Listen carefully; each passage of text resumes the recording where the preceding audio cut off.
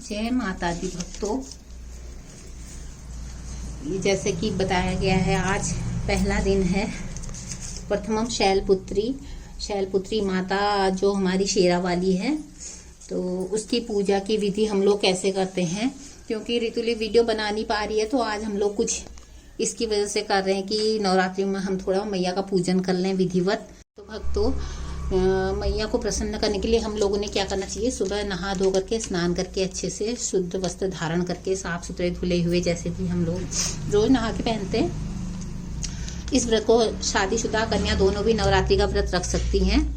पर जो माता को सुहाग चढ़ता है, वो सुहाग को जब मैया को लगाते हैं, उसके बाद सिर्फ सुहागन जो औरतें होंगी वही सिंदूर को खुद लगा सकती हैं, और कन्याएं सुहाग को मैया को अर्पण करेंगी, सुहाग को खुद अभी नहीं पहन सकती हैं। और जैसे कलश स्थापन है, बहुत लोग नारियल रखे कलश स्थापन करते हैं, तो कलश स्थापन आपकी मर्जी है। क्योंकि हमने तो घर से देखा नहीं, हम लोग कलश स्थापन करते नहीं है। कलश के बाद ये मान्यता होती है कि जितने भी देवी देवता हमारी मूर्तियों में हैं, वो इसमें प्रवेश कर जाते हैं। तो नारियल हम फोड़ते हैं, पर हम लोग ऐसे ही फोड़ते हैं पूजा वूजा करके।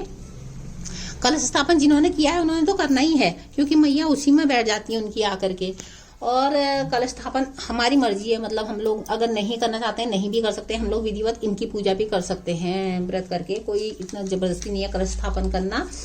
हाँ, कलश स्थापन बहुत लोग दुर्गा सप्तशती पढ़ने के लिए भी करते हैं कि कलश स्थापन के बाद ही पूजा होती है। बहुत लोग नवरात्रि के लिए भी, वो उनके भाव है, बहुत अच्छी बात है अगर कलश स्थापन कर लिया।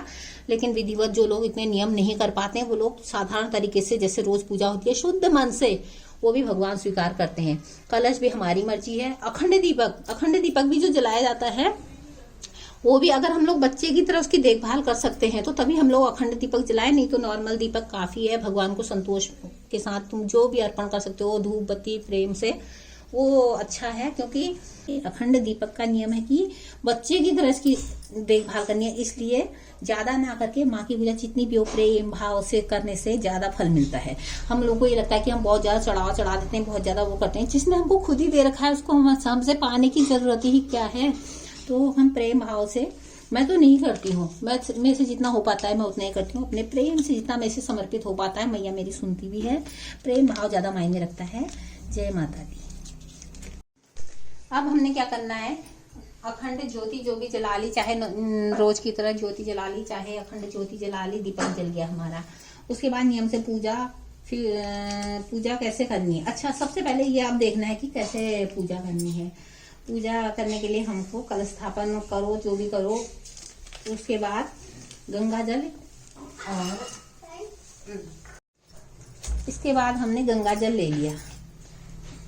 गंगा जल लेकर के हमको सबसे पहले करना है कि गंगा जल से शुद्धिकरण से भगवान अति प्रसन्न होते हैं।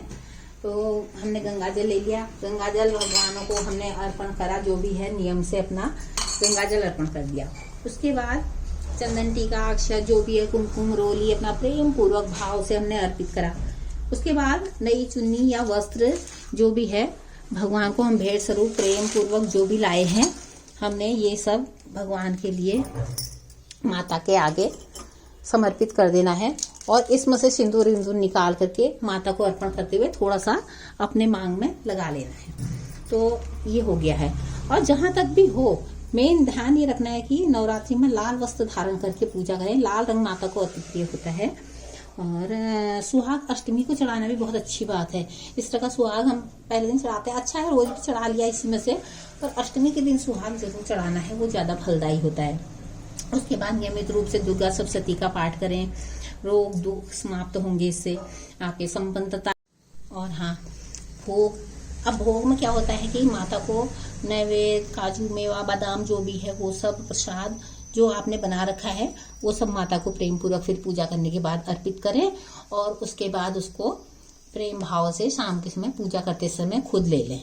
तो ये माता का प्रसाद, माता का आशीर्वाद जिंदगी में आपका कल्याण करेगा, आपकी तरक्की की ओर आपको अग्रसित करेगा और आपकी सारी बाधाओं को मिटा देगा। जय माता दी।